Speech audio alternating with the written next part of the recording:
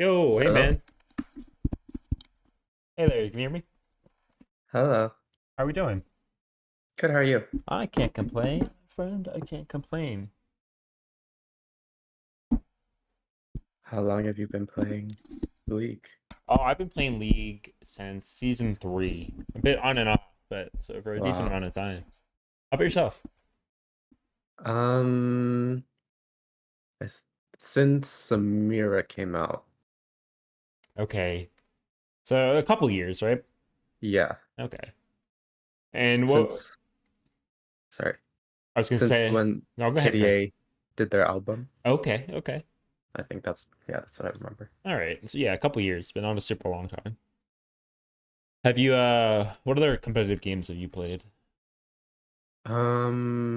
Or Um, just games in general? Like what's your gaming background like? let's see.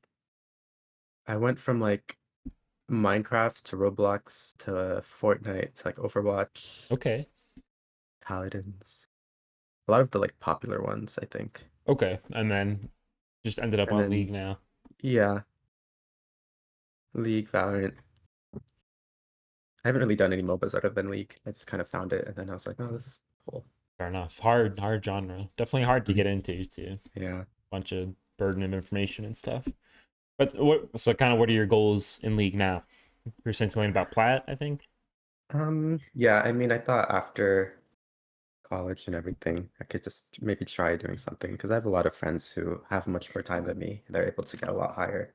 I was like, that'd be fun to play with them. Definitely. Definitely.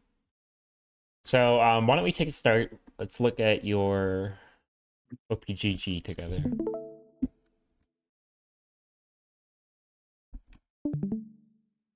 So the first thing I see, I was kind of looking through it throughout your splits as well. It's just like not a huge amount of like volume, not a ton of games, just Yeah. really ever. And is that just kind of like you're saying your schedule just makes it tough? hmm So would you say like you're not really able to play during the week much, or like you think like one game a day would be doable for you? I think I could do like a game a day, but that would take a lot more time management than I don't know if I'm disciplined enough for. Fair enough. That's fair. I mean, I would say League definitely requires you to at least commit to some level. If you want to Right. play it on, like if you just want to play casually, randomly play ARAMs, randomly play normal games, like nothing wrong with that. But if you want hmm to try to climb or take ranked seriously, it will definitely require a level of commitment, um, or at least like I would say at minimum one game a day, or at the absolute minimum one game every other day, just to hmm even just keep you like in the flow of playing your champion well, in the flow of like being on the game well. But there are certainly people who have like very high level jobs, very high level schedules that with just one or two games a day can climb very high, can make a lot, Right. get a lot of work done. There's a misconception in League and climbing in League, I think, that is based around like that kind of gamer mentality of like, oh, I need to grind 13 hours a day and to improve or to climb, or it's you really just need consistent, intense games. And that level of Mhm. intensity is something that you can bring yourself, you know, that you can just approach it with. So if you could find a way to commit to one game a day where you're just approaching it with intensity, trying to play your best, and then like deriving learnings from that, you can certainly climb. hmm And so what sort of champions would you say? Like are we interested in Irelia? Like playing her genuinely Oh or yeah. I okay. think she was my first main. I think my first game I ever played, I played Sona, and then after that I looked through all of the champions, all of their abilities, and I thought really it was just the most appealing. Fair enough, dude. She's a great fucking time. So her and Cat are my highest two. I think I just really like mobility. So like Pressing dash buttons. attacks. Yep. You know, I love her really. She's very fun. Though she is definitely a champion who might not be great for you, just I mean, if you want to play her by all means. And hmm we can work through it for sure. But she's a champion that requires the effort and the work, and you have to be putting in the games and putting in like the numbers to really get the most out of her. Right. But it's like you're playing. It's like we have nice KDAs in these games for sure. And I was looking, it's like you've had a decent win rate on Irelia. Like your biggest issue for sure really just is the volume, I think. Hmm. That's Okay. your biggest inhibitor. But why don't we just fucking get in here and see? Is there anyone in particular you'd like to start off with out of these three? I mean the last one I think is the most has the most volume. Okay, why don't we take a look? I think a problem I have is just The queuing to the wrong Instagram. things and like traits. Yeah, for sure. Get my So kind of like how do you see Irelia's identity as a champion? How do you kind of what's your mindset going into games in Irelia? What are we kind of like looking to do? What Yes, I'm looking to like get myself ahead of my laner and then just kind of snowball off that. Because I feel like late game I fall off a lot. Yeah, no, she definitely does not allow a lot of mistakes. Aurelia's power curve is weird in that way where it's like you definitely don't like scale into late game like a Silas or even like Yone Yasuo do. Um, but we're not terrible in the late game, but it requires us to be even on our curve and kind of not. She does not allow mistakes. Irelia is not Mm, somebody who you can fuck up with in the later parts of the game, execution or macro, just in general, and find a lot of success. Like closing out mhm, games in Irelia is very difficult because obviously we're a melee champion with no real sieging tools. We don't scale amazingly to the point where we can just completely one-shot team fights or anything. mhm, So it is about that sort of stuff. But she also like she's got a weird lane in that depending on the matchup, she's not necessarily like an amazing laner. mhm. You always have options in lane, but it's not always super clear or easy to understand.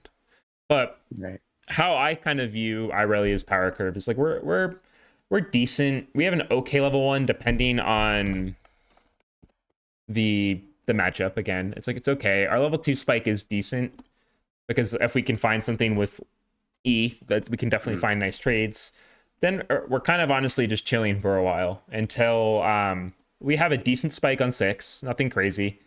Our first main spike though really is when we're around hitting level 9 and getting Bork. mhm, That's the go time on Irelia. And if anything, this is really the most important time on Irelia is when we're first hitting Bork.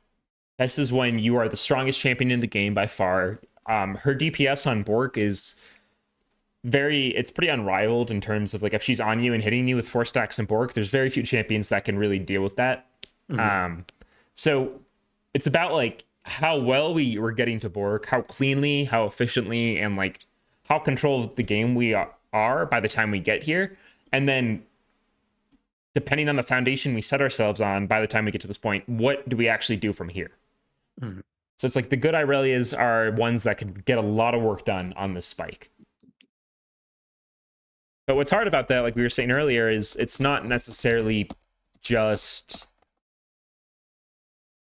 It's like, yeah, we want to be pretty willing to take fights and get in there and do stuff, but you can still fuck up. And if we force too much on that board spike, it'll definitely come back to bite us in the ass. So it's Mhm, just like, because if we fuck shit up too much, then it's like the game could be unrecoverable in the sense that like it's out of your hands, and it becomes mhm. out of your hands very quickly. I really can certainly hard carry games and certainly snowball through games, but it is about just like towing that line cleanly. Something I want to look at Right. real quick is what runes are you normally running on Irelia? I usually go Bork Resolve, but I go Presence of Mind because I spam a lot.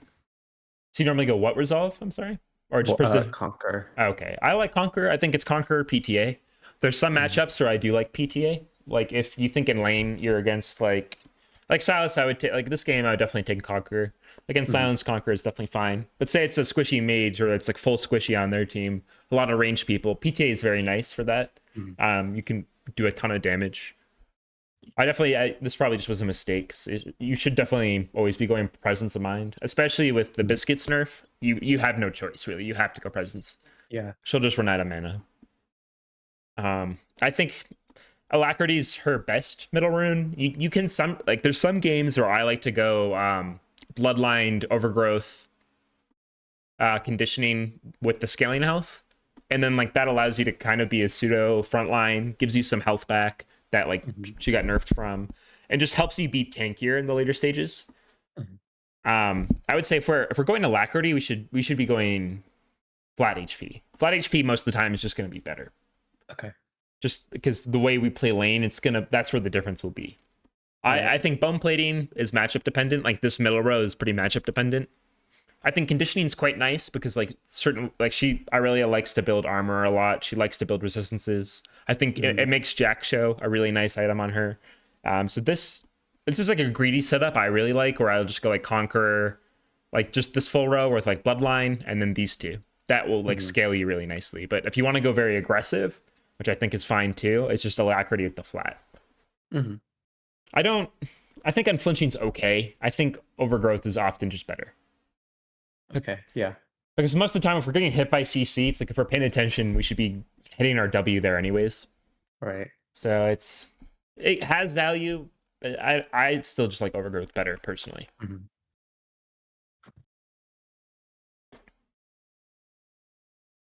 And then when it comes to lane, what's kind of your goal on Irelia in lane or early lane specifically? Early lane, I think level one, I try to get the three bruisers, and then if I'm strong enough, if I know the matchup, then I try to Q on the enemy and try to just get them lower. Okay, yeah. So I think that's honestly quite bait, like 90% of the time. One of those things where it's like if you're like it feels good in theory, right? But what ends up happening is it will fuck up the wave. Hmm. And when it comes to Irelia, the most important fundamental is wave management for by far. Right. This matters more than anything because Irelia one, her threat comes from dashing through creeps and getting onto you and then auto attacking you a bunch of times. Hmm. If the wave's over here, you can't really do that. If Silas is standing right here, it's hard to actually auto attack him and do anything meaningful. So to enable our threat correctly, we want the wave on our side as much as possible. Because then that gives us this whole long lane to actually just run them down and do a bunch of damage. Hmm. But outside of that, it's also important because Irelia has no non-committal wave clear, right? We can last hit with W and E, but by doing that, we lose any options we have, right? We can't actually really engage with anybody if we're wasting W and E to hit the wave. But you can't clear the wave with W and E. To clear the wave, we have to be queuing through all the creeps. Hmm. So we have to get in there to actually like wave clear.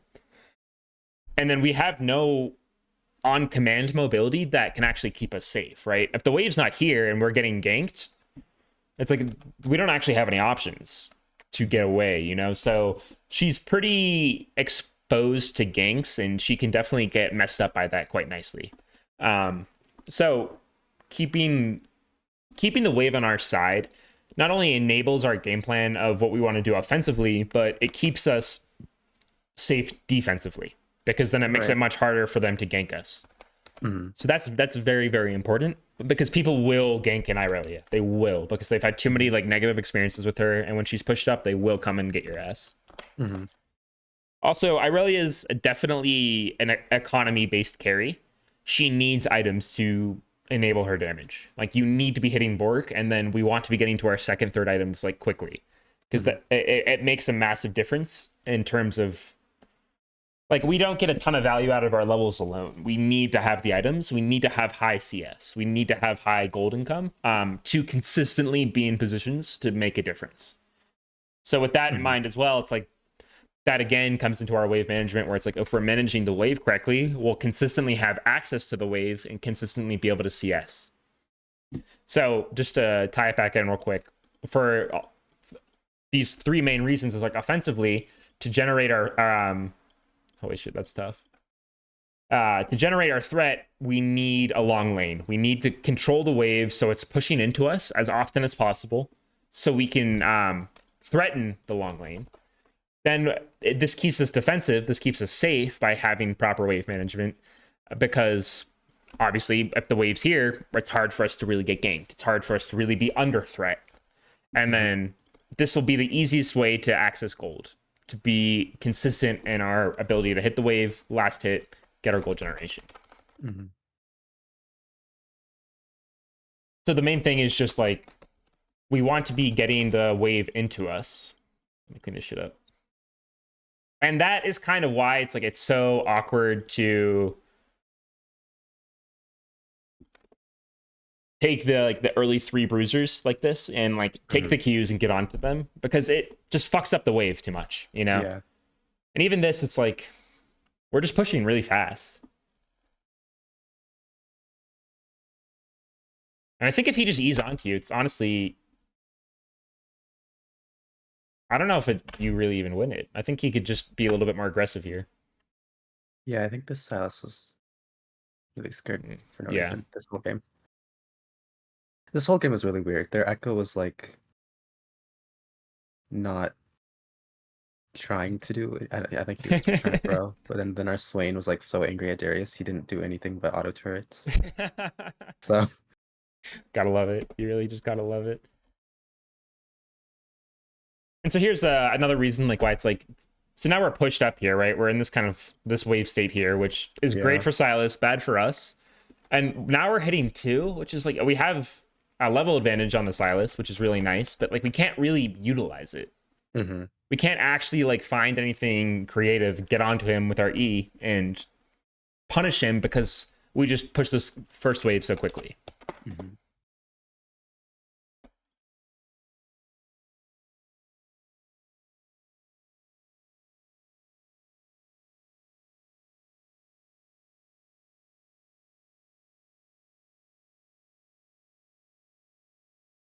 And so like this again, like I like the idea here, but I would like it way more for like Pantheon or something, or Mm-hmm. because we don't, like I was just explaining on Irelia, it's like we don't want to be coin flipping shit early. Getting a Yeah. clean economic foundation is so important. Getting behind an XP or gold in this champion is a death sentence. Mm-hmm. It will make everything much harder. So like, I think it's just mainly because I was queued with the bot lane. I just wanted to, fair enough, yeah. yeah.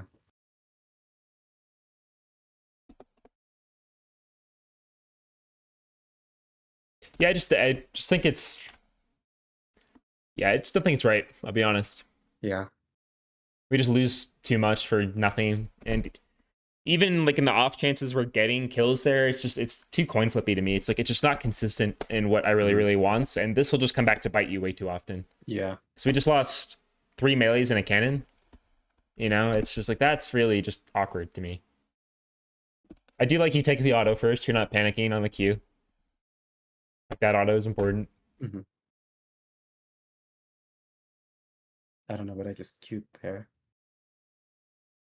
Oh, a minion. How are you trying to do that? I think. I don't know. I think you're trying to queue this creep and then you accidentally just hit this one or something. Who knows? Or do you just queue him? Yeah, just a little awkward, but I don't know. I just either. like the reason this is all awkward and strange really is just because we just roamed more than anything. Mm-hmm. You know, because Yeah. we're still losing CS to the tower while this is all happening. He's trading onto us when we're level 2. Because if we're level 3, Mm-hmm. we can just W the backline and find the nice Q to continue Right. everything. It's just like we don't have 4 stacks. Like everything here is just really awkward. But it's all awkward because we just left lane for no reason to go walk bot. Mm-hmm. You know, because we missed our friends, which I get Yeah. it, but it's like that's not what we want to be doing on Irelia. Right. So, like level 1, do you think I should just wait and let them Yep, 100%. You focus? can just play it slow. Just play it Mm-hmm. slow. Focus on getting CS, getting what CS we can. But ultimately, Mm-hmm. the goal is to have them push us in, you Mm-hmm. know, or at minimum keep it neutral. Mm-hmm. The worst case scenario is we're pushing towards them, Mm-hmm. because at least if it's neutral on level 2, we can still find something. Right. So it's like you see how you're just autoing all these creeps. I would just let them come down. I would literally just do Mm-hmm. nothing. Sometimes I'll stand here and I'll just spam laugh or spam dance or taunt, get them to hit the wave or something stupid. You know, it's just like, but we just want to wait. Yeah. But against like level 1 bullies like Darius. Yep. So when we're top lane, it's a different story just because of shit like Yeah. that. What you have to do is, as the wave's walking up, you have to be with it Mm-hmm. and ward this bush. Mm-hmm. That way, if they're sitting there waiting, you can, and also you don't level up an ability, because if they're sitting there waiting, you have to stun, and Uh-huh. then you can fight them with the wave, and kind Yeah. of it can be okay. But that's just like Irelia top is super painful for that exact reason. Is most Hmm. champions just outstat you on the early levels, and there's very Yeah. little you can do.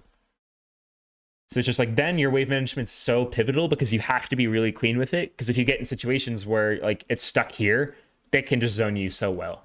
Hmm.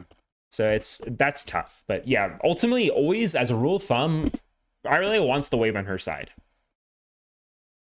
So what do you prefer, or which lane? Oh, mid. I think she likes the long lane of top better than she likes the short lane Yeah. mid, but all of the mid matchups are way more favorable.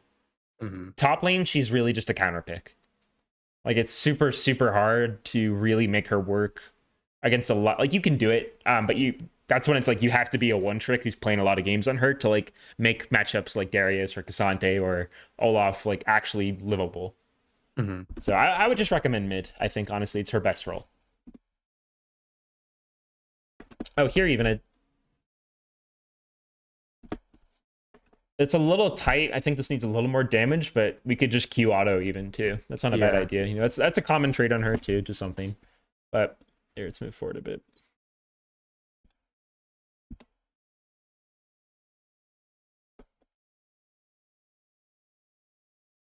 So here, what we want to be paying attention to is the wave that's coming in, our reinforcing wave, this one.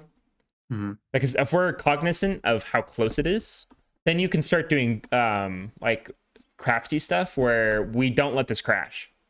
Hmm. Where we just kind of like we sit right here, or like sit right here, just keep them on this line, and then you're holding a wave perfectly where we want it. Hmm.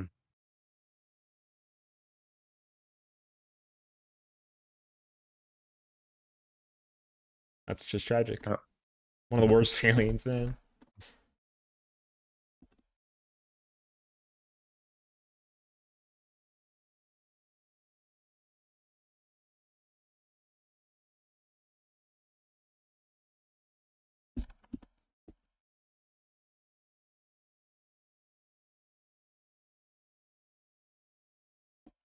I think we rush our Q a little bit here. It's a nice E, by the way. It's definitely Hmm. like you have the E fundamental there. We're hiding it cleanly, and we land it, so that's nice. But like I was talking about with this auto earlier, we just want to walk up and auto first, right? Hmm. We have the duration of their C like while they're stunned to do that. That DPS Hmm. matters a lot. With Irelia, the micro is extremely important. You have to min max micro to get the most out of her. This is one of the most common things a lot of like newer Irelia players will like make mistakes on is just not utilizing this time, rushing this Q, Hmm. you know. And I would just W right away here, honestly, or Q him again right away here. I think fundamentally, Yeah. like this trade's again awkward because we lost so much XP in that roam that we're down a level. Uh-huh. So it's just like a little awkward to be looking for to begin with. But getting to this point with just 3 stacks is not really what we want to be doing. Yeah. I feel like I like this instinct though, where you understand Wing the wave is important. If we can hit him and the wave at the same time with our Ws, then we're setting up bridges to queue through. Mm.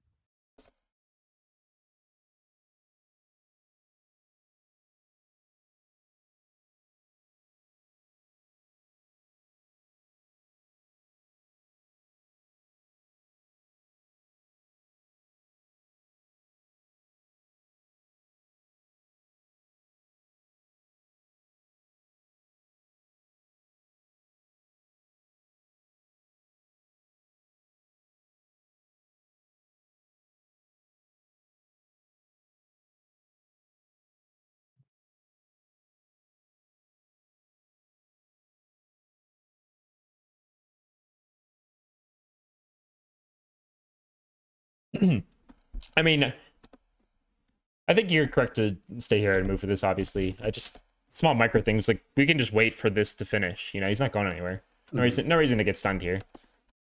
And again, the baseline thing here too is we should still just be taking this auto. Yeah. We don't want to be like this is a min max. You'll see a lot where it's like this auto is almost always here. We need to be comfortable taking it. But I was curious what you were going to be doing here. I think more about like getting the wave in here. I think it's correct. It's like we just want to push and get out of here. We have enough gold where we can get Mhm. some stuff down. But this is kind of where our early lane we can set up really nicely into like a 3 crash tempo reset. And so what that means is like on wave 1, we want to play it slow, let it push towards us, or keep it neutral. So like oh Jesus. Towards us or neutral. On wave 2, we want to see if we can find a good trade. If we can get level 2 first, if we can find a nice trade, while still keeping the wave on our side or neutral. So we're going to look for a level 2 trade. And then while trying to not push the wave too quickly, keep it neutral or ideally on our side. And then we need to pay attention as soon as wave 3 comes in, then we can, because Irelia's wave clear is actually quite good as long as we're keeping our Q up. So on wave 3, we just want to crash as soon as possible. And pretty much all mid matchups, you can just take control of the wave on 3.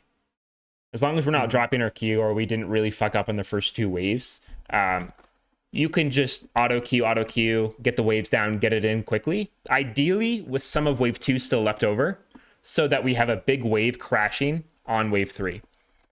And then we'll just take the reset right away. And either we'll start walking back. If they fast push it, we'll TP. Because if they start fast pushing right away, we can just hold the wave. So we'll TP and hold the wave. And they either are forced to reset and TP as well. Or ideally, they stay and will be up an item and ideally up HP. If they slow push, then we can just walk back, keep our TP, maintain that item advantage in lane. I try to do that as whenever I can on Irelia, and I'll early base for a cull. Because if we last hit those first 3 waves like perfectly, we'll be around 500 gold. So I'll just get cull and an HP pot if I need to. And that's just a really consistent like early game wave strategy that you can kind of implement on Irelia very easily. And that'll set you up for success quite consistently, because often when you're getting that 3 crash, that's roughly the time that junglers will be moving onto crabs to gank, or it just keeps you safe because the wave's pushed, has to come back, and we use our time really efficiently there. And that does that kind of make sense that what I outlined there? Okay. Yeah. But like I like just reset here too. Like I like that you were looking for this. That's fine. I think here you have to base TP. Like coming back into lane here on 1500 gold is just, I don't know, it's just greedy to me. It doesn't really make sense. We might as well base TP, and if he stays, then we'll have a ton of damage here.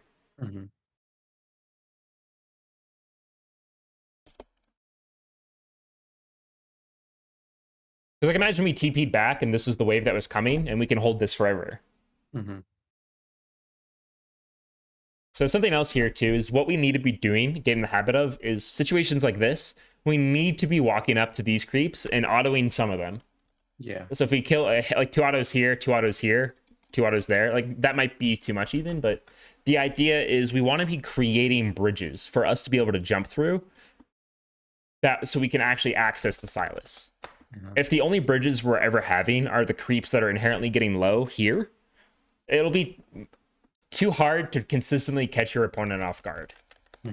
So this is a key fundamental on Irelia, is to be getting these like caster creep bridges down. So just like walk up here, just get some autos down, and then when one of these gets low, we can space our Q range on this creep, knowing that we can just chain it into him. And you'll catch people off guard all the time. In fact, that'll be your main tool as you get into higher ranks, because people pay attention to one creep, but when they see you back here, they won't be respecting this one. And you'll be able to just slide through, catch them off guard. And that's like the true fun Irelia shit, you know? Yeah.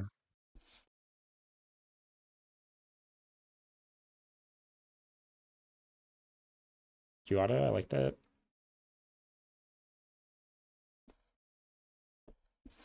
I mean, you might as well just QE here, right? Yeah. Raw E's are just really bad. Just in general, especially against anybody with a dash. It's just too slow. They'll always be able to dodge it unless they're extremely asleep. And like you showed you could do it earlier, we just need to do it again here. Just like hide the Q. I mean, hide the E. And it would be really nice because the landing the E would put you on 4 stacks here. That'd be a really good Yeah. trade, you know? And also, like, let's think about this in a situation where we do QE here and we land this E, but we had based earlier and we're currently on pickaxe, dagger, longsword, right? Hmm. You would kill him here if you landed that E with having reset properly. Hmm. This leads me, I guess, kind of into Irelia's second most important fundamentals. First, the most important thing, wave management. But number 2 is our resets. Because Irelia is a champion that scales so well with items and damage just in general, even components, that it's critical that we're on them as often as possible. But like I was saying earlier, we don't I just blanked out.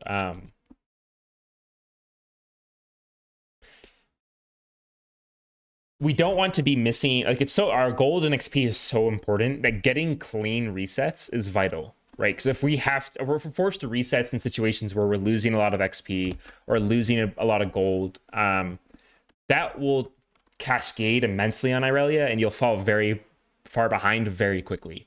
And I'm sure you've Hmm. played some Irelia games from behind and it's not a fun experience. Hmm. So it's key to be getting clean resets that allow us to spend our gold timely, which is like 1,700 gold is way too much money to ever be sitting on, because like it just disables any opportunities we really have. We're just neutering ourselves, but also Hmm. that just cascades into other things. Like if we're not getting clean and timely resets or spending our money, wave management becomes harder, you know. And then like the third fundamental here is like our trading. And it's like this becomes quite hard as well, because like suddenly if we're not getting clean resets and getting onto our items correctly, it's like then our trading becomes much worse and becomes much harder. Hmm. So the resets is a big linking thing that really, having good wave management is great, but if you're not linking that into clean resets, it kind of becomes less potent. I see. And do you know about, like, ideally we want to be resetting when a cannon wave is coming in? Uh-huh. Okay.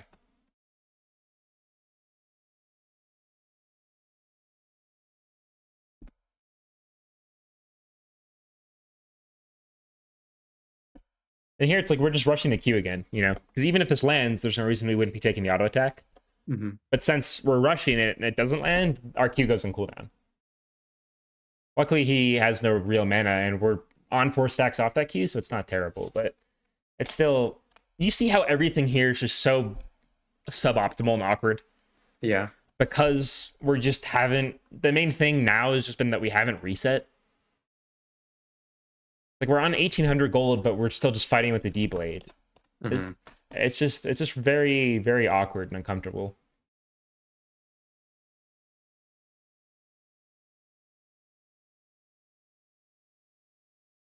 Because we have the wave in a good spot. Like the wave's been in a nice spot for a decent amount of time here. We're happy with that, Hmm. but we're not really able to utilize it Right. because we're not actually strong.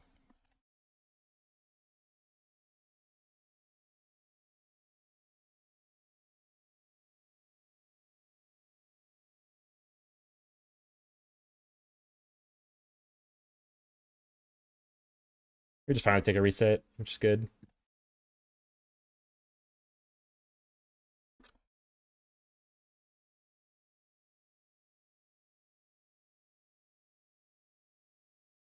Would you say you consistently wouldn't prioritize Vamp Scepter?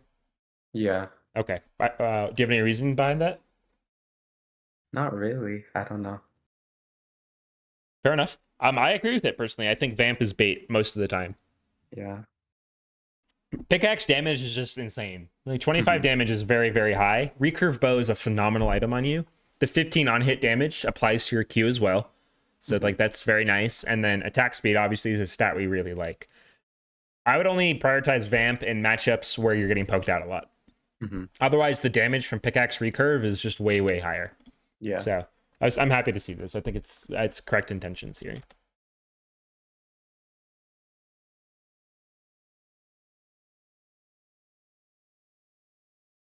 So here again, it's like we just start pushing right away. Yeah. The best thing to do here is walk up and auto these casters, Hmm. and then keep the wave neutral after that. Force Silas to walk up and interact, while threatening movement to the casters. Hmm. You know, but like if we just push this wave in instantly, we actually kind of lose our ability to do stuff. Okay, we're actually we make these bridges. I like that. But we just rush the wave so fast, you know, Yeah. you're not actually giving your time to utilize your threat here. And it's like if you found a combo here, you would rip him apart and deal like 60% of his HP. Hmm. But if we push it into him, we just lose that ability. Irelia is not really a roaming champion. She can roam, but she isn't really a roamer. You want to Hmm. be. She's a very, very potent 1v1er. We want to be able to Hmm. utilize her strength in lane. She likes team fighting and skirmishing, but only really when she's got flash and ult up. So we have it here. So looking here isn't like terrible if we can make it happen. Uh-huh. But just like as a rule of thumb, we don't want to be coin flipping roams. I think this might be like a Katarina sort of like Yeah, thing I was moving about to say. over. Which on her, it's like I'm not a much of a Katarina player, but like obviously she wants to be doing that shit all the time because like Hmm. one correct coin flip, she can get a lot of work done. It's not really the same, and it Hmm. feels awkward in that way. It's like I can see why you want to do that, but just keep in mind like only take stuff like this, especially in the early game, if we know it's high percentage. Hmm.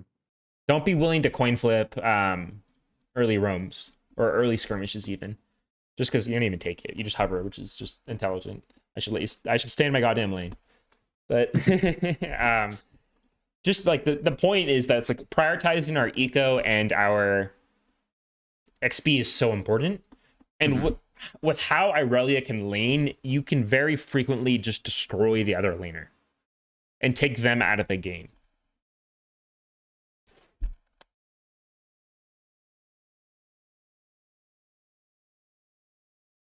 Echo, Echo. 1-5 in 8 minutes, Echo.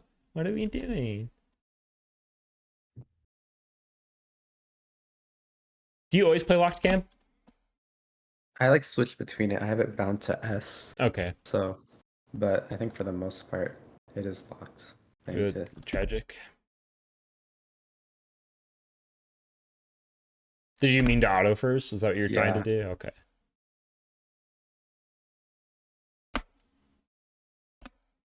But again, it's like imagine here if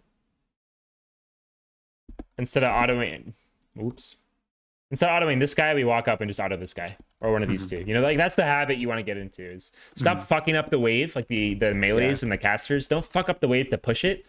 We want to utilize our threat here. We need to create bridges back here. Do that. People really don't, because I've always been scared if I like make the bridge that people are gonna see it and then they're gonna like back off. They'll see it for the second you hit it, then they instantly forget. Okay. I promise you. And especially because like it's one thing if you make it and then we're like hovering right here, right? They'll pay Right. attention. But that's not what we're gonna do. We're gonna make these bridges, then we're gonna hover off of the first creep. Hmm. So this is the second creep that we're gonna go to. So we're gonna be standing back here, then QQ onto him. Okay.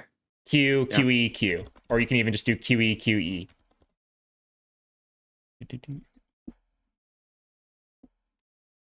Just get like hotkeys.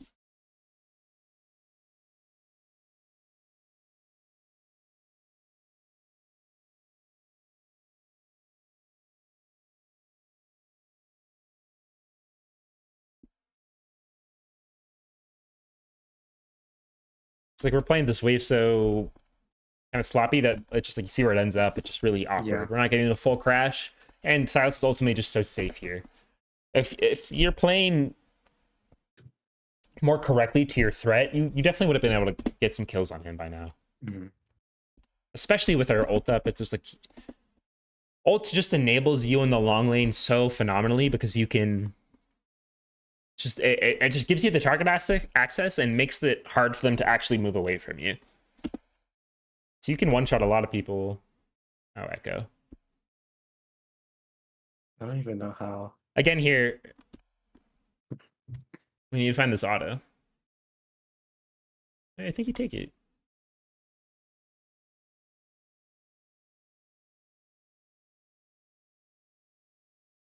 Just being a fool though.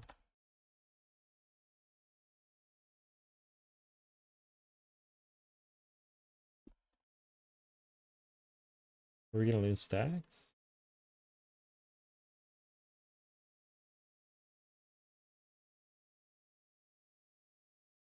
It's the same thing here, you know, just walk up out of this one, leave these Mhm. slow, you know, just like you're constantly kneecapping your threat here. It's a nice try.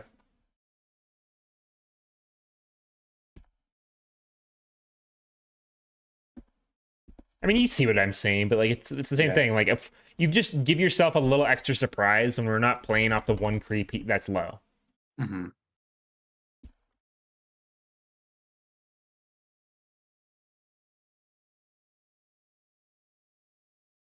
Nice. It seems like you know about you can buffer abilities with your R. Hmm. Flash.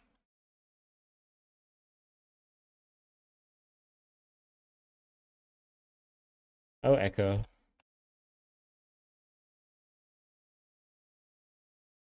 Okay. Okay. Something cool happens here, eh? And so you know about the breakpoint too.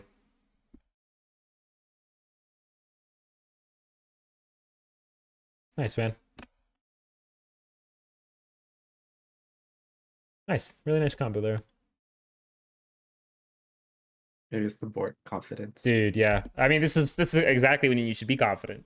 The Hmm. 9 breakpoint on your casters and then having Bork, it's like this is your time to just run over the game and get shit Yeah. done and like really, really take control.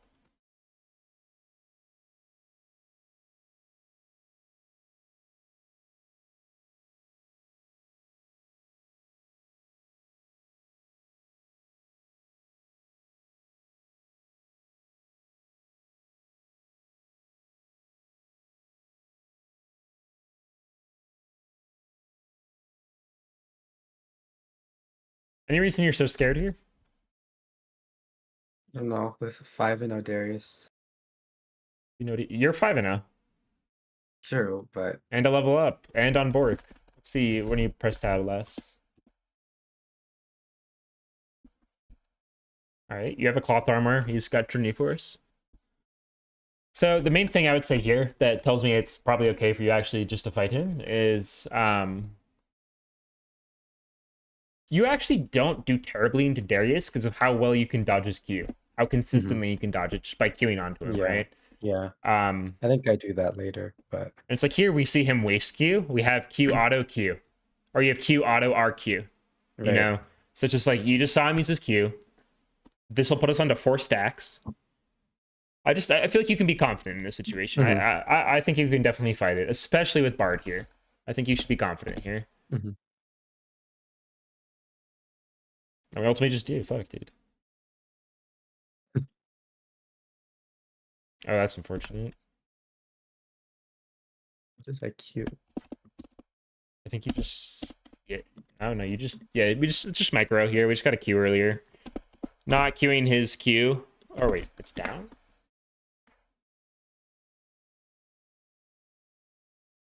Oh Oh, my, that's maybe I so tried to get. sad. Your Q, yeah, we queue the little creeps and it doesn't I tried to reset. get. Yeah.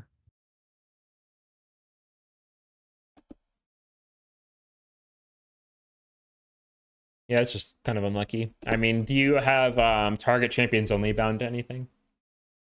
No. Wait, I might. I don't know. Might be something to Probably think no. about. It definitely Yeah. it's useful in Irelia in a lot of situations because of this sort of shit. But it's I think just I an was just extra trying to mental get stack here. a passive, but I guess I already got it for So hitting. yeah, I think it's just weird, like because like I think you look like you want to RQ here.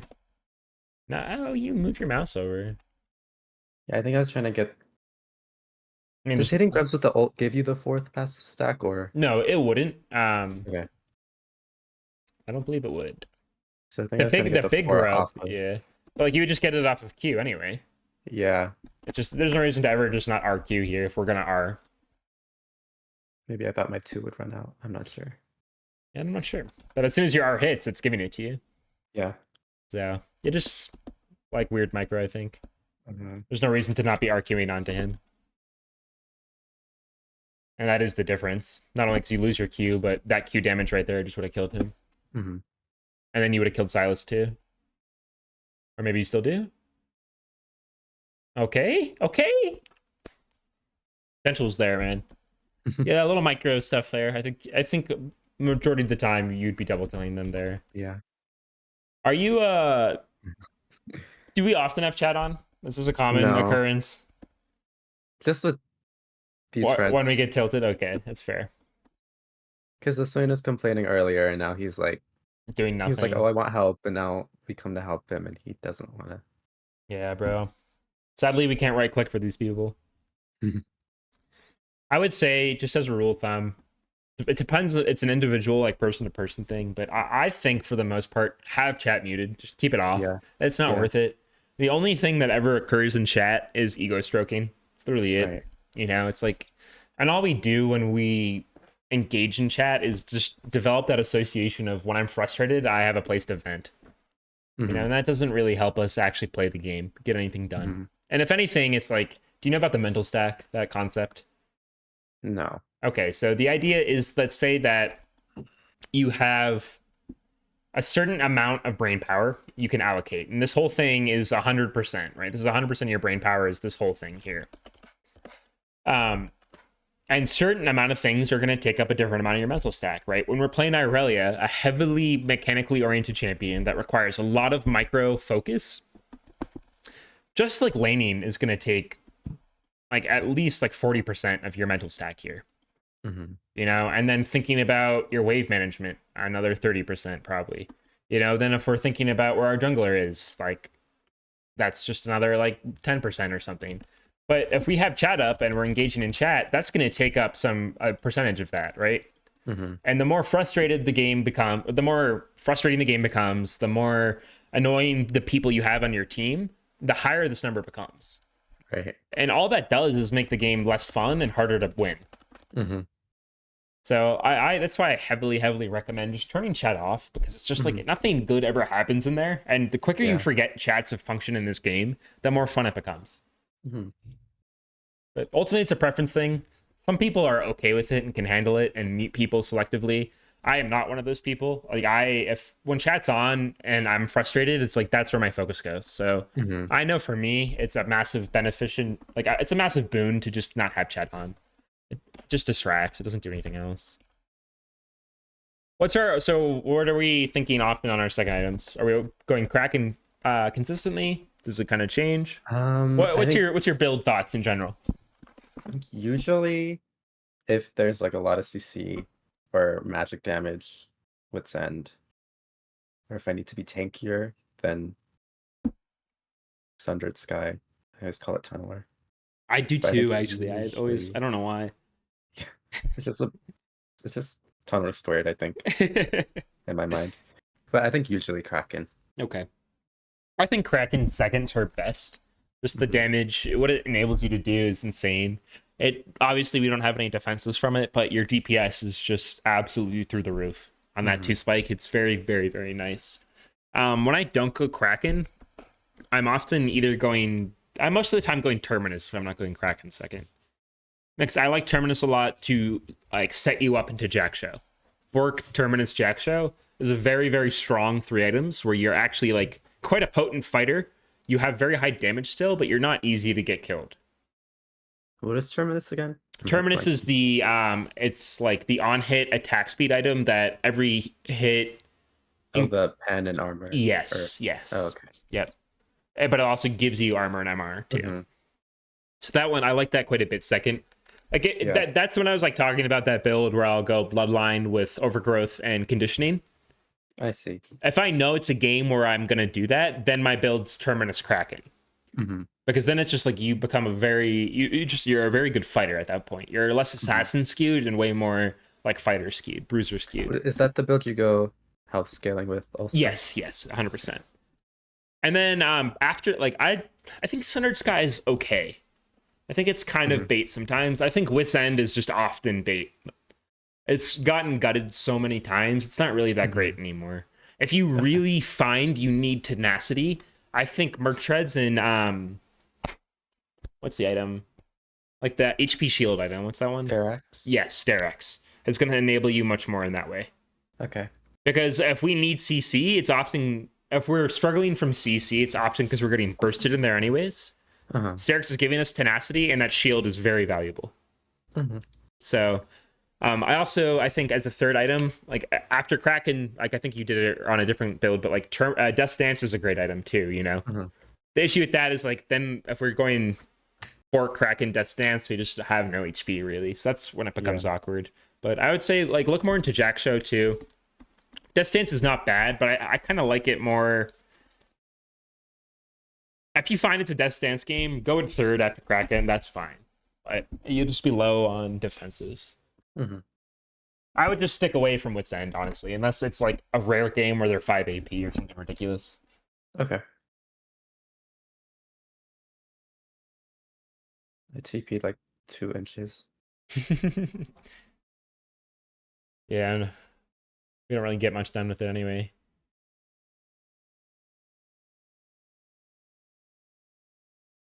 Yeah, you just walk here if you really want to be a part of this dragon play. But even then, Yeah.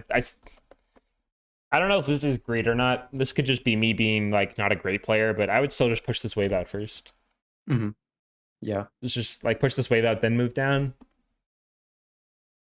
But also, again, it's like team fighting from this position will be very difficult because we don't have any true team fighting power. Hmm. When we don't have flash and ult, team fighting becomes very difficult.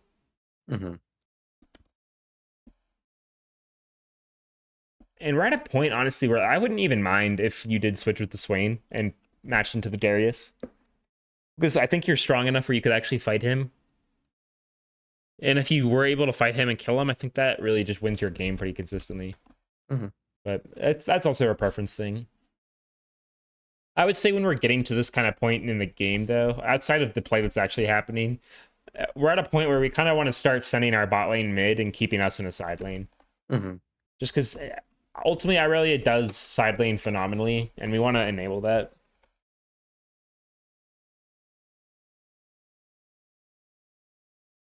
What the fuck? I don't know what happened. This echoes crazy. He's over, then he autos you again. Come back. I mean, it works out, but it would have worked out without you. Yeah. And that's kind of often the case when we don't have ult and flash. It's like this is where it's like I think like if you're playing Katarina, this obviously makes a ton of sense, right? Yeah. Yeah. But when we're in Irelia, if we're hitting the tower, that actually makes more sense to me. Uh-huh. It's like you have to be greedy on Irelia. You have to be selfish, because we Hmm. need that money. We need that gold. We need to be able to consistently enable our side laning throughout the whole game. Right. So honestly, we just dive to Darius showing up.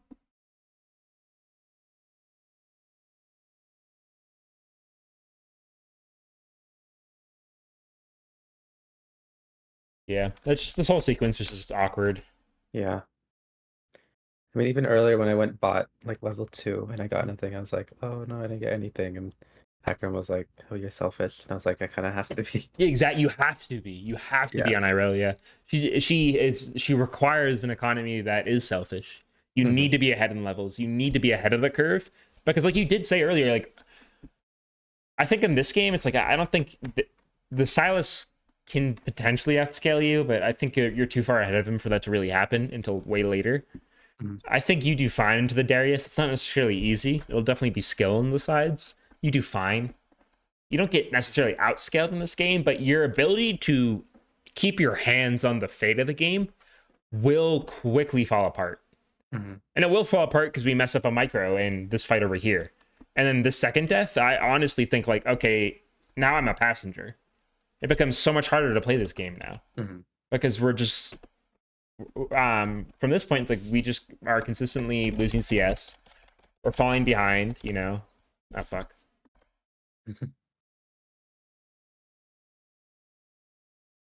So we walk up here, we TP over here. Yeah, we don't CS anything for minutes.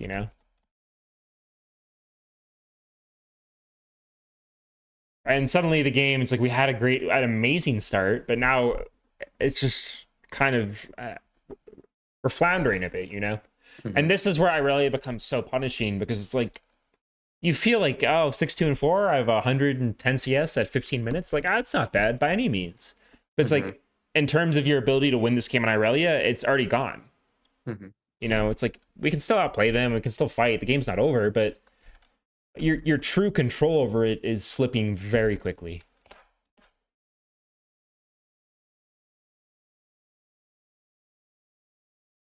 And still here, it's like I really just think you should just move your bot lane mid. Hmm. Have them play into the Silas if they want to stay, and you collect waves down here. But ideally, it's like you and Silas are both bot lane, and you're actually able to pressure sides here. Hmm. We don't want to be sitting mid forever on Irelia.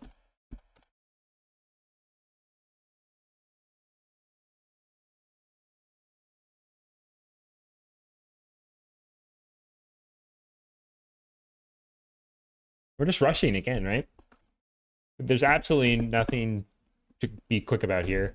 When this Echo Hmm. is super weak, you're outnumbered him. You don't even like this W is really bad too because you're just wasting your defensive tool, you know, just Hmm. to do 160 damage where your Q auto would do 300. Hmm. But what I would do here is anticipating Echo to ult or something and just like watching these creeps to Q2. Hmm. Uh, Throughout the stun, honestly, isn't a terrible idea, but like when we see this thing coming again, it's just like I would just back up, Yeah. stay out of the range. You can stack up your passive on these creeps and wait for him to ult or something. Hmm. Ultimately, he's just seems like a confused lad, and we have to waste flash. Yeah, you've been getting stunned by this Echo W too many times. You know, you're just disrespecting it, and having to like waste flash on an 0-8 Echo, it's just completely pointless. Yeah. Like your flash is such an important tool in Irelia, that using it intentionally is very important. And this is not a like scenario where I think it actually makes sense to do Hmm. because your ult flash is just so important for team fights later on to actually get stuff done, especially into a champion like Zeri. That it's pivotal. Let's see what Hmm. happens here.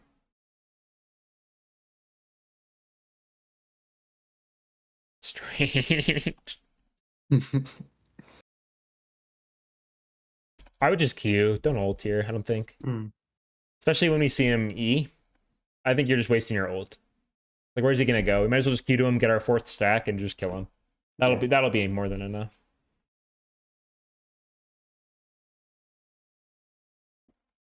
And you will find that like bot lanes like this become very, very, very annoying to deal with. And this is what I'm talking Hmm. about partially with her scaling is that like Lulu Whimsy, like later on in the game, it will be enough to kill you because Zeri will have Hmm. enough items to one shot you.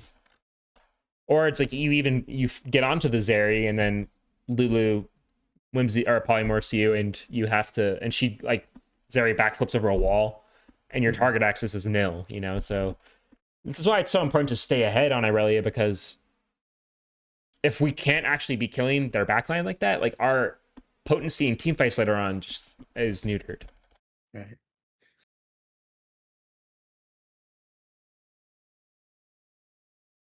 And again, it's the same. It's just been the same story for a while here, where we shouldn't be defaulting to mid anymore. Uh-huh. You know, if there's nobody here and the waves on the tower, it's one thing, but we want to be in side lanes at this point in the Hmm. game. You know, we don't get enough done in the mid lane. We're not a champion that wants to be mid lane moving to sides as much. We want to be in sides, creating man advantages because say it's you versus Silas in side lane, right?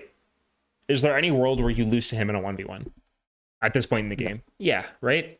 So you can utilize that knowledge so well if you have that side lane matchup where they either have to send someone to you and then it's a 1v2. And often, like, if you're good enough and strong enough on Irelia, you can win those 1v2s.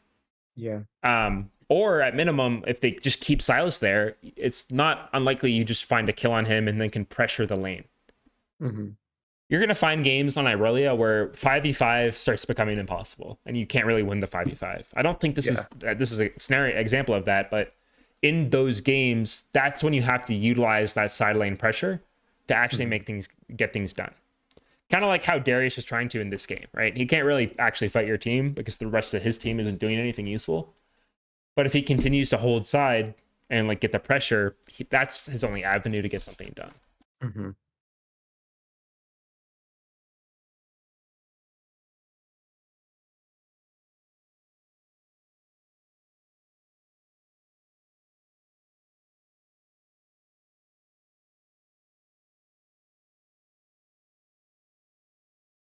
Whoa. That's That was crazy. funny. I mean, this is great instincts, man. You understand that you are using Lulu to get to this area. Hmm. You know, it's definitely fine team fighting.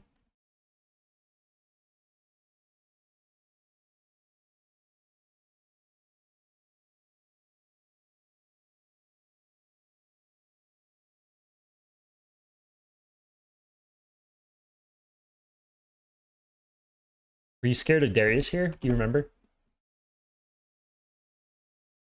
I don't remember now. So I'm thinking just like, what if I hit E here and we kill him? Especially when he E's like that. I think it's fine to either play to just auto this more and not give a shit about the Silas, Hmm. or play to dive him Hmm. and kill him and take the tower. Because with these two items, you will rip through him quickly. Hmm. It's just whether or not we're landing or E. Just a way to think about it. It's not necessarily bad to not do that, but it's just an option you do have.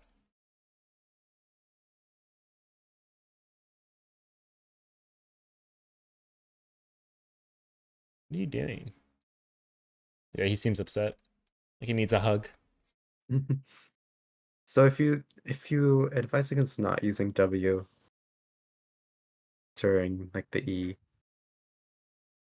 is it better to just fight with like the 3 stacks?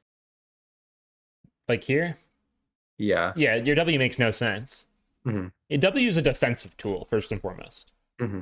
Sometimes it can be utility in that it gives us the stacks we need or that it's setting up places for us to queue to. Hmm. But it's your only defensive tool, first and Hmm. foremost. You know, you got to think about it that way. Their team doesn't have crazy threat onto you outside of the Darius, and because the Silas is so behind, and the Echo is so useless. But yeah, I would just be autoing here. Okay. I get the 4th stack off of like Q cooldown. Yeah, I would just like when your E lands here, I would just auto Q, you know. Hmm. And there's sometimes, yeah, like where I'll tap W just to get the stack, but full charge W, it just feels strange to me, you know, because at Yeah. this point, it's just like if you're proccing your Kraken, that's going to do more damage than a full charge W. Right. But W usage is 100% like a barometer of like genuine Irelia skill, and that like it is such a pivotal ability in the distance you get from it. We're doing Hmm. this a lot, by the way, where we're preemptively putting our E down Hmm. way before like I get like yeah, we're trying to find like catch him off guard, and we find a nice one, but I think this will just come back to bite you a little bit often. That's just yeah. We're just not respecting that our team's resetting here, right? Center's Hmm. basing, Bard's basing. Um, your buddy's getting caught, which is sad. But it's like, are we trusting Swain to come to our rescue? You know, it's Hmm. just like we're just disrespectful a little bit here, which is it happens. It's fine. I think honestly, we should move on.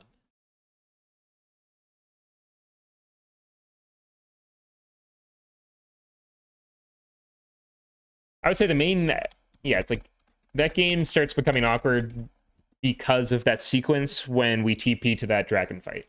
Hmm. I'd say everything before that was quite nice, and like you would have a great foundation from there. But losing that much economy, losing that much CS to be a part of something that you really never had to be a part of to begin with Hmm. isn't really great.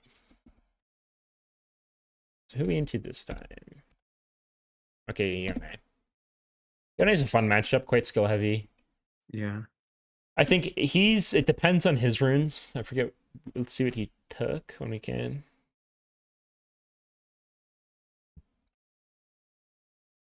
He's fleet. That's unfortunate. Yeah, this is what I was talking about, like just not queuing the right thing. Yeah, it's just like that's when it comes down to like that Irelia confidence in getting the games in, right? Because actually, this is a matchup where if he doesn't have lethal tempo, you can 100% just beat him on the level 1 with 4 stacks. Uh-huh. Whether or not he like fights you that whole time is a different story, but you 100% would destroy him if you have 4 stacks. So even then, you only had 3 stacks. You still beat him. He also has D shield, so it's kind of a And you coward. went fleet. Yeah. But again, I just I'm always hesitant to be pushing the wave this quickly, especially if he's willing to fuck himself up and push into you. Uh-huh. Just focus on keeping it on your side. Focus on Mhm. keeping it here. Just trim it enough where we're getting the XP, getting the gold, but we can keep it over here. Right.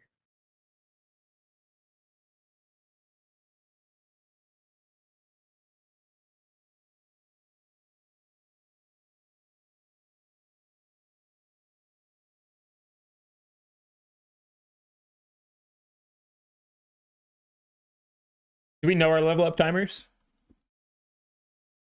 The first bruiser Yeah, first on the melee second on the wave? second wave. Do you know level 3? No. Second melee, third wave. Okay. Because like this is a huge it's kind of micro intensive this trading window, but if you can get comfortable with it, it's huge, right? Where Uh-huh. we Q level up instant E, Right. catch people off guard very frequently. I like the attempt.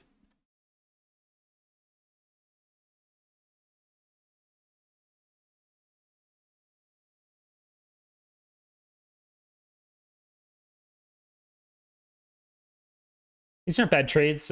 What's becoming awkward though is we're quickly getting into the situation where Yone is much happier, right? Uh-huh. Because he's got fleet, he's got D shield, he's way happier at low HP than we are. Mm-hmm. And this is where it comes into that like thing I was talking about earlier, where if we're just playing the waves first here, then we don't really care what's going on with the Yone. Then we Mm-hmm. can kind of take these trades, understanding like we're gonna get bailed out by getting a 3 crash on correctly. Mm-hmm. But if we take too many poor trades and we don't have enough HP, it's like it becomes hard to really do it. But even here, we see like as wave 3 is coming in, if what we're focused on is getting this crash, it's still quite available. It's still pretty Mm-hmm. easy for you to find it, where we just got to be autoing and queuing. Mm-hmm.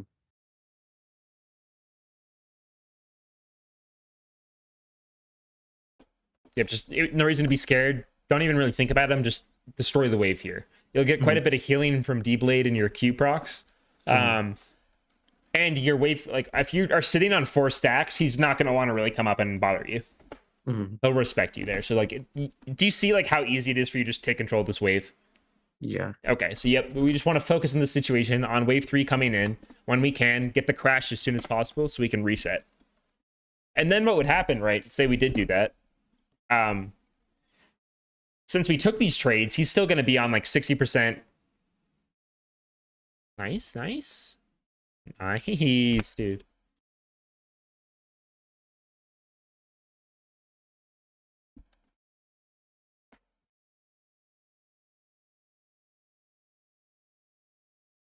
W again.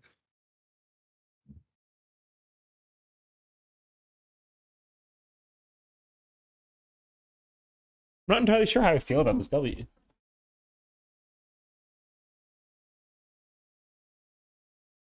I don't I think it's like goes like bad. that I on the don't think it's wave, but if there's bad. no wave there, then I don't see. Yeah. I'm also just like, you already are on 4 stacks. Like, I think that's the main reason I would be Wing right now, would be to be getting me to 4 stacks or to be making it so I have a way to queue auto.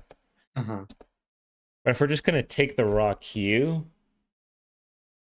I think locking up and autoing might be better. Just so when we Mm-hmm. go under tower, we would have W. But I don't know. I really don't know. I think like you got the kill, it's fine.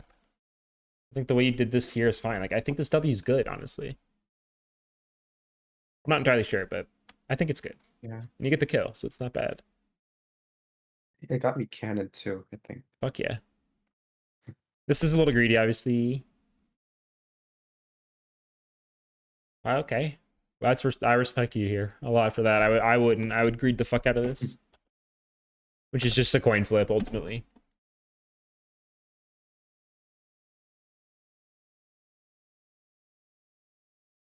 I would just take recurve Mm-hmm.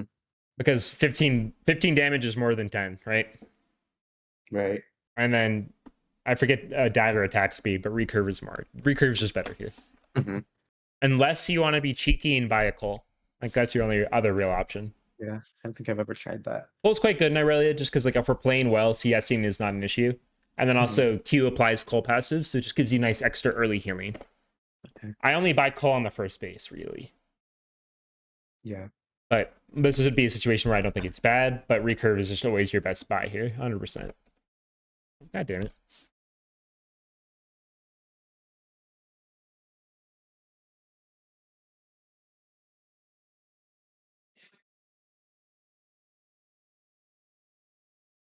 What do you think your mistake is here?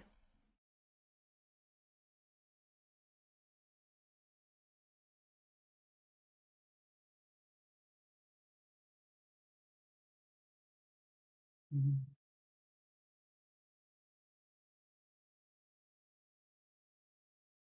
I could just hit him. Yeah, it's not even that. It's just don't walk up. We don't. Mm-hmm. He's signing his own death sentence by pushing this, right? And he's got no Mm-hmm. choice but to, because like that's where the wave is going. Mm-hmm. So what we all we want to focus on here is getting the wave right here. Right. If we get the wave right here, he dies again, eventually, or you find just another immaculate trade. It will happen. The focus is getting the wave here first. Also, it's like we Mm-hmm. just used TP and our flash. If you were to die here, your game is fucked. Yeah. You know, so like our prioritization here is like getting the wave to keep us safe, but simultaneously that enables our threat. Mm-hmm. It's like that's the main thing when it comes to your early lane. That it's like it seems like you have decent mechanics. It seems like you have like you have the correct intent to like hide my E and my Q and look for trades, get to my stacks. Like it seems like the mechanical aspects of Irelia you're pretty comfortable with. There's obviously some improvement, but for the Mm-hmm. most part, I think like the main places improvement for you will come from is respecting your wave management, Mm-hmm. understanding how that's going to lead into you getting better everything, like have how this will enable you as a champion Mm-hmm. to do everything you want to do correctly. Mm-hmm. I think that will go the furthest distance for you right now. And that like ultimately comes down to just how can I get the wave to be here as much as possible for Mm-hmm. as much as the laning phase as possible.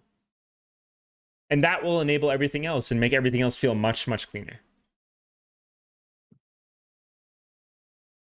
So not to mention he has Q3 here.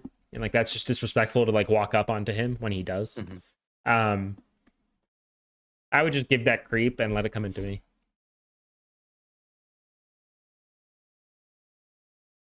Even now it's still fine.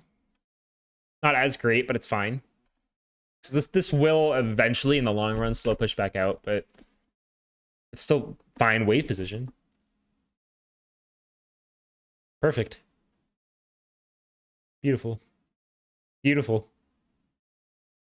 Very nice, man. Do you see how this all stems from the fact the wave's right here? Mm-hmm. And like you do everything else, like it just comes naturally to you. Like you're doing it Yeah. all correctly here. But this is all enabled by where the wave is located. Mm-hmm. He's forced to walk up. You have so much distance to get so much done.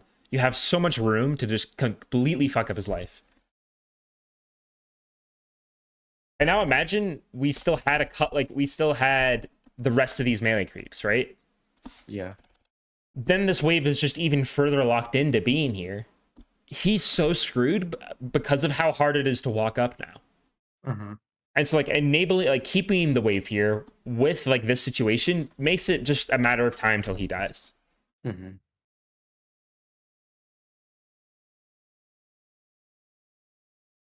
Remember when you were asking me, would people actually not see like when you bridge caster Yeah. creeps?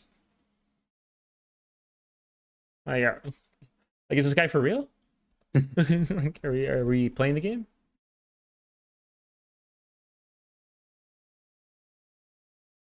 Maybe I had like one bad game and they gave me like a mental block. No, I don't know. because it's one of those things like if, when you're playing Irelia, it feels so obvious. Yeah. Especially when you walk up, like, oh, what am I doing? Like, don't mind me touching this creep here. It feels so obvious. But this guy's, like I was saying with his mental stack, he's so overwhelmed right now with just trying to, like, where the wave is. He feels under Mm-hmm. threat from you. He's trying to think about landing his Yone Q. You know, he's already fucking maxed out. He doesn't have time to think about what you want as a champion. Mm-hmm. Or let alone, like, that this cannon's here. It's like, that's not what he's focused on. Mm-hmm. He's so overwhelmed that, like, you know, you're able to get away with this stuff.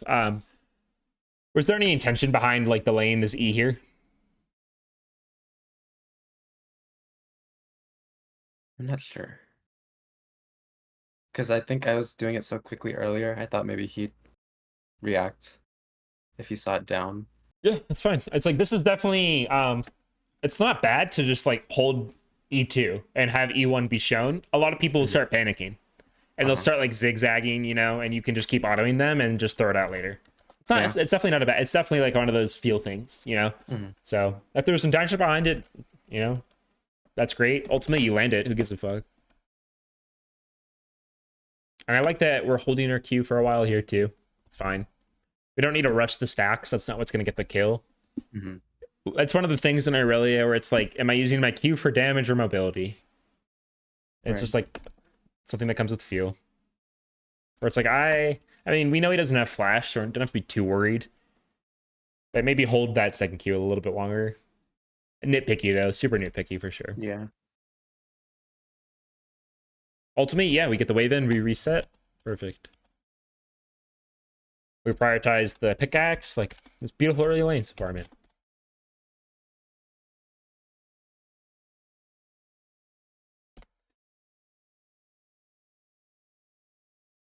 I think you just ults right away. Okay. Because the main thing is your ults would allow you to Q to these range creeps, right? Right. So They have then, the items. yeah, so our Q would just put you onto, like, R is one stack, you Q to the melee, auto him, drop your E, Q, E, Q, he's dead again. Mhm. No reason not to. Yeah. Especially when he doesn't have six like this and you know he doesn't have flash. It's like, I see very little reason not to, you know? Mhm. Because even if you don't kill him, he's just put so fucking low, or just he can't do anything again, Yeah. you know? Where it's like it's fine to trade your ult for like this much of his HP, because then what's he gonna do when he has to walk back up and you Q on to a creep and E him again? Mhm. And also like your damage at this point is fucking nuts. Like Yeah. you have quite a bit, so you will tear through him.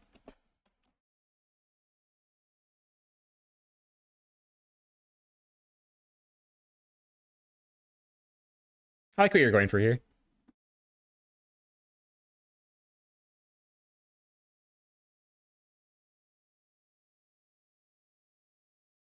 And this is good. Like, right, we're critting these bridges here. Like, that's Mhm. perfect.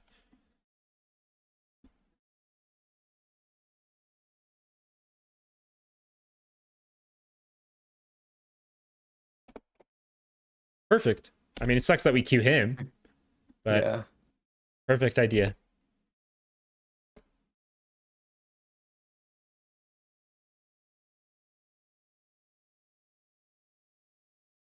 I think RW would probably kill him here too, Mhm. right?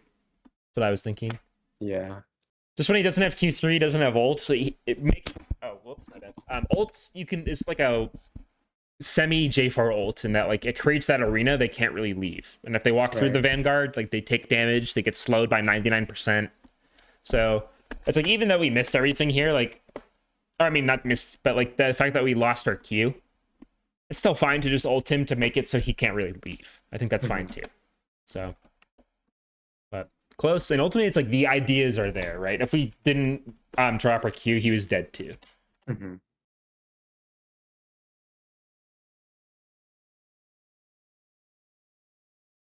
You can get really creepy here if you really wanted to. Like, do you know about like your fast triple Q combo? No. So that's just E. It's your E. Instead of buffering Q off of R, we're buffering E. And during the E cast time, R is hitting, and you can consume the R Q mark and Mhm. then leave the EQ mark to get 3 Qs off really quickly. Mhm. And you can do it very quick. So you would just do like Q E R E Q Q Q.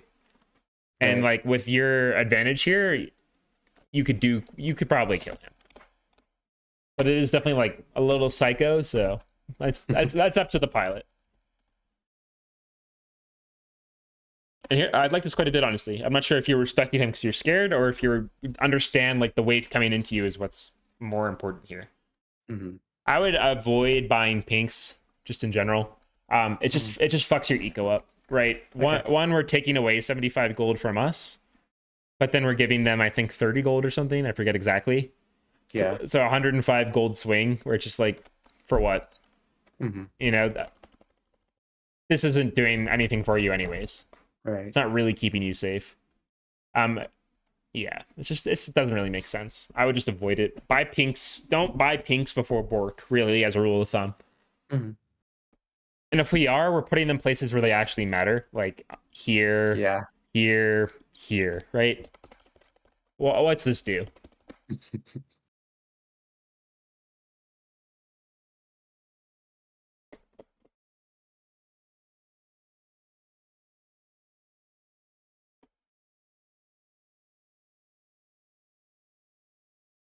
Don't you feel like disrespected by him doing this? Yeah. Isn't there something in you like that wants to just kill him when you see him Q forward like this? Yeah. Especially like you're already charging W. This was perfect. Mm-hmm. QERE, you know, Mm-hmm. or QQR, QE. You know, it's like no reason to ever let him get away. Like this is a kill, Mm-hmm. almost. This is a kill like 8 out of 10 times. No reason not to. Nice. I like your mind game on that. You've got him nice. Perfect.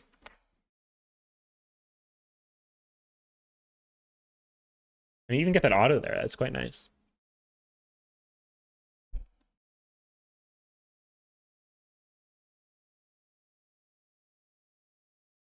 Nice kill, man. You definitely just been running that Yone. Oh, we get top this. This game was Oh, weird. I banned Jax when I play Irelia. Just so you know. Mm-hmm. Just that it's not a champion. Wait, what the fuck? Oh, just kidding. Okay, I see. What? Stop it. I think I permaban Tryndamere. That's fair. Trin's also obnoxious as all hell. Yeah. You have to build like a coward into him. You just go Tabby's Warden's mail. And then you just like you pray to your gods. Yeah. I should play mid though. Gnar is not a bad matchup. You like any ranged matchups, obviously. Yeah. Your I target think this access is game went nice. well, but we just FF'd, or I said to FF because everything else was like going kind of crazy. I don't know. Fair enough. Jaco can be a little cringe sometimes. So it is what it is. Yeah. This isn't necessarily a matchup where we need to be on our wave walking in. Mm-hmm. Gnar can be a bully on level 1, but not so much. Not like an Olaf or a Darius or something, Yeah. or a Riven. But ultimately, it's the same thing. Ultimately, it's the same exact ideas as mid lane, right? We want Mm-hmm. to be pushed in, or at minimum, keep it neutral. Mm-hmm. When we can, it's even easier top lane and even more beneficial to get that 3-wave crash and to tempo reset. Mm-hmm. Like that will just be very beneficial and pay dividends. It's the same intention when we're coming into lane, like the same idea.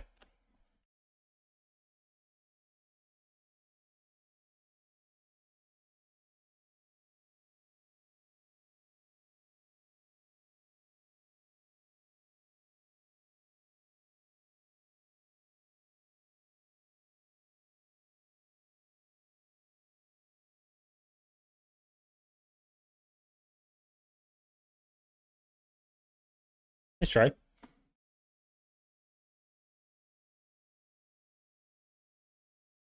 It kind of seems like you wanted your E further back here. Like it's just because you were leveling up and it was like awkward. I Mm-hmm. mean, you almost get him there. So fuck it. That would have been crazy. I like your intention here, right? Like you understand, like let me get to level 2. Let's go Mm-hmm. for it. You know, it's like you made the lane messy. Let's get to level 2 and just continue the chaos. Like, I like it. Honestly, we get his flash. That's really nice. I just noticed it's like a different chroma every. So what I don't like here is this Q, right? As soon as we get his flash and this lane position, our intention needs to be to get this wave in. Uh-huh. And we need to switch. It's like it's hard to recognize that, but we need to switch as soon as possible because we're actually under massive threat from a Shaco gank, right? Right. If he shows up, we're dead. Yeah. And we just got a huge advantage in getting his flash and keeping ours. Uh-huh. So if we can just get out of this lane position, get it to like you understand, like if you get a crash, a clean crash, that guarantees the bounce back. Yeah, yeah. Okay, yep. So that's what we're playing for here, is to get out of lane, to get out of this bad lane position where we're very exposed, to Hmm. get to guarantee the bounce back, so we can safely get out of lane and not miss anything when we come back, not have to waste our TP. Um, and then that will just enable us to, like, on that huge bounce back, we can trim it and then hold the wave over here. So using, especially in top lane, this is something you'll really understand, is using the bounce back to then set up wave position in front of your turret. It's like understanding the connection of, like, if I get a clean crash, that will eventually guarantee that I can hold the wave over here. Hmm. In matchups, obviously, where you can do that. And in a case where you just blew an R's flash, that's a matchup where you can do that. Hmm. The same thing here, right? Our intention is just, let's get the wave in as quick as possible. Forget about the Gnar unless he really fucking blunders. Let's just get this wave in. Because holy shit, if Shaco has any intelligence, he's sprinting up here. Hmm.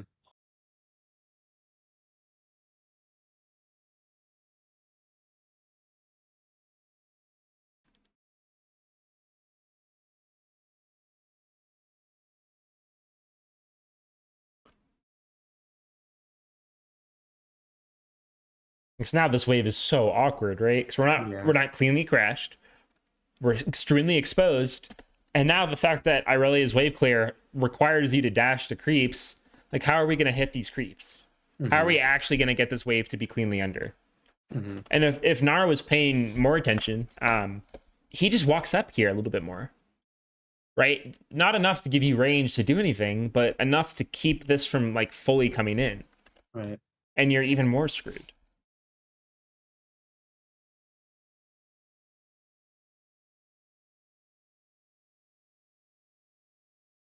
Ultimately, we get out. We will have to TP back.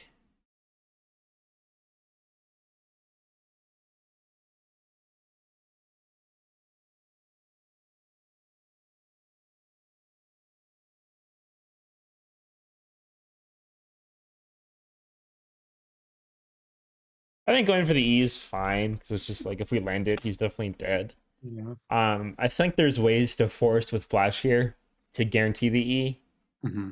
And I think there's also better W here. Yeah. I think I thought I was hitting that Yeah, caster. that would have been huge, right? If we're just slightly more in range. Or even if we just, like, walk up to auto and then W, or Hmm. walk up to create the bridge here too. Yeah. Because ultimately, it's like, again, if we think about it in terms of guaranteeing lane position, and, like, that's our main goal, um, then we DPS the wave a little different, right? We're not necessarily so quick to completely destroy it. Then we're fine to, like, walk up and threaten him, knowing we have an item advantage. If he actually Hmm. tries to engage with us, we can kill him. Flash advantage and item advantage. But it's more about, like, just keeping this wave position. That's the most important thing. Hmm. Ultimately, like, we're still there. It's just not quite as optimal, but we're still there. So here, same thing, right? Even though he's not here, he's coming back eventually. Let's Yeah. go auto this creep. Hmm. And especially now, him not seeing you do it, he won't be. He'll have even less of a chance to be prepared for it.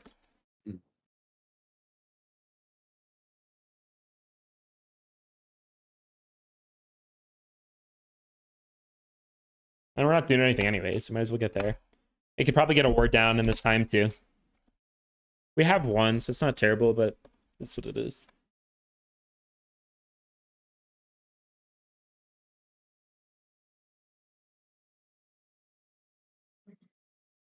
Were you, like, intending to hit his jump here like this? I think I thought he would jump again I mean, that's since he impressive. did That's very last time. nice. Yeah, yeah. Nice, man. Nice, dude. Sucks Jake is here. Or does it? But beautiful again, dude. Like, this is a great kill. Like, when you're in these wave positions, like, you're doing exactly what you should be doing, like, Hmm. most of the time. And You need to let them. you have strong Yeah. understanding of, like, how to be playing these situations. It's like a lot of people are struggling with this W, which I mean, it's just a great W, right? We're hitting Gnar and creating our bridge. You're getting all the Qs in you can just to get the extra healing when you can. Like, that's all the correct intentions here, man. Like, you definitely have a great, like, starting spot. Oh, yeah, dude. Beautiful foundation so far.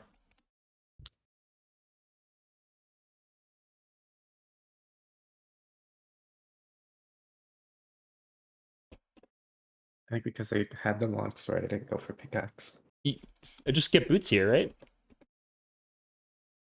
Oh, true. I guess I wanted recurve more.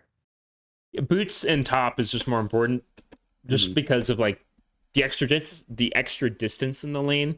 Yeah. Having more movement speed allows you to hit people more, especially into ranged matchups. Like having the delta is very important.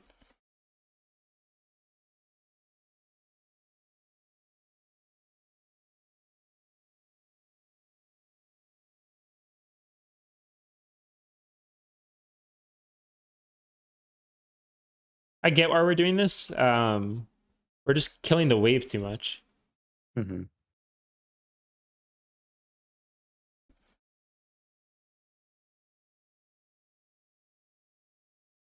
like with our item advantage here, the main inhibitor of our ability to kill him is just like distance, right? Yeah. If he can just hop back into tower range, there's nothing we can do. If we're doing this over here, he's probably dead.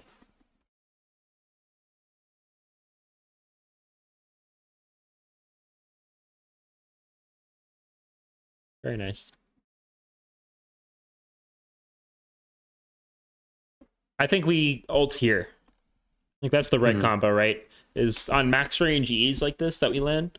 We're gonna Q, we're gonna auto, then we're gonna ult. But ultimately nitpicky. Less risky. And it's just like a common scenario, right? That's the combo. So what goes wrong in this game? So we're in a phenomenal position currently. Gnar can't really play the game. A little antsy, I think we are here. We know we're strong. We really want to hit him. But we just want to play this lane position safely. I think that, yeah, we saw Shaco top not too long ago. We just don't need to do anything crazy here, right? We don't have ult. We don't have flash. We don't have TP. We ultimately can't make a mistake in this situation. It will fuck us. And with this beautiful wave... Wow, I missed it. With this beautiful wave, we will eventually find what we need to on Gnar. It's just something that's hard on Irelia. I definitely fucked this up too, where it's like, not only do I mean, we got a ton of gold, I didn't even realize, but not only do I like feel strong, know I'm strong, but I also think I'm hot shit because I've just been running these idiots. So you want to get on him, you want to continue that, you want to be hitting him still, but like not at the cost of our wave, not at the cost of our wave position. This is one thing if you're Viego's like, we're playing for grubs and we're all moving up to grubs here. Then it's a different thing. Then it's about getting the wave in so we can move down. But if that's not what we're playing for, we need to be keeping the wave in a position that works best for us. Especially knowing Shaco's right here.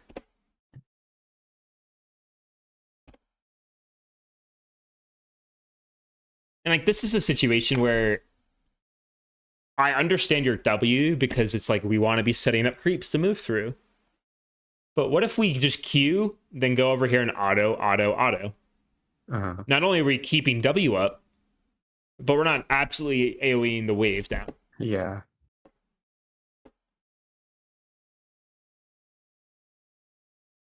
But and this E is just rushed. You know, we don't need to. Yeah. Oh god.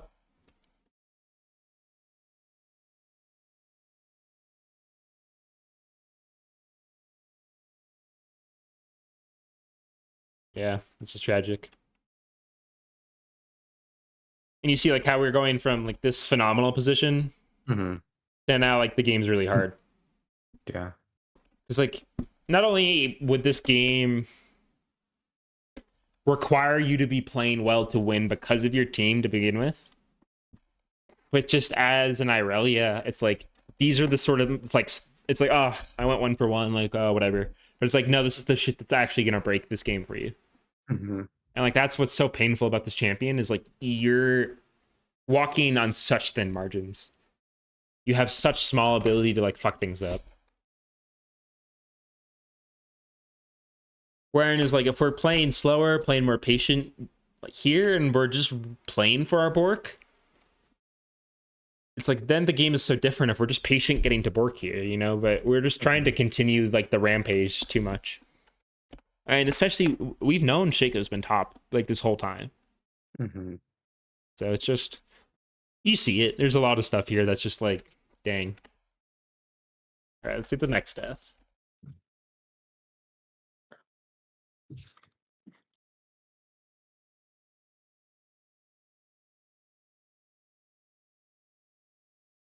Like perfect. See, he saw you out of this, but we're playing off of this creep, Mm-hmm. and so then he feels safe to walk up. Like that's perfect. Exactly what we were talking about. Perfect. Nice, beautiful. And you know with Bork slow, you don't have to waste ult. Mm-hmm.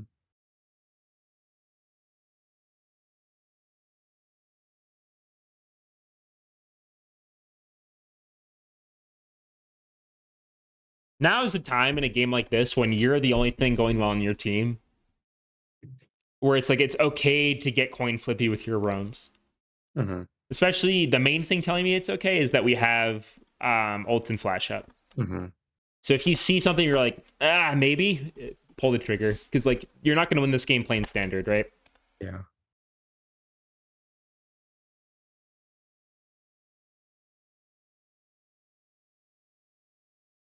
And you're also not gonna win this game because Nar's 0-6, you know? Mm-hmm. Like getting another kill on him isn't really actually what our win condition is. Yeah. But it's hard because your team is just falling apart everywhere. I did not know Lex was there. It Yeah. caught me off. That was funny. This is just tough because like we see his Gnar bar, right? Yeah. Going for a dive when he's like hitting his Gnar is, even when you're this ahead, is not gonna go well. Yeah, this is just tragic. I think if you're really intent on like fighting your way out of this, we gotta move down first. Yeah. It seems Yeah. like your intention was this first, and then for some reason you're like, fuck it, what if I ult? But I think you W the wave here like you do. Yeah. We Q through it to heal a bunch, and then ult them when we're right here instead. Mm-hmm. And that gives you your best chance.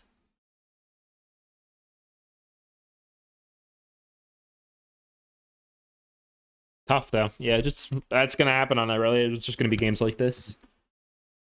I think in the last game I took like a really risky coin flip and it went like really bad at first, but then it worked. It was like a 1v3. I don't know. It was funny though. Nice. Well, brother, Wow. any questions or anything? Okay, one question. Yeah. So you let them push level 1, Yes. and then since it's like between tower and like the middle of the lane, they're gonna hit level 2 first, right? Often, yes. Yeah. But then you should still go when you hit level 2, even though if you don't have a level advantage. If it's there, yeah. If it's there, Okay. you don't need to force it. It's not like my game plan is to hit level 2 and fight them. Right. But it's Right. like if I have a creep that's easy, if I can get level 2 without like getting chunked, and I can find an angle, like we'll go for it for sure. Mm-hmm. So it's like that's the trick on level 1 is like maintaining they push into you while not letting them completely like take control.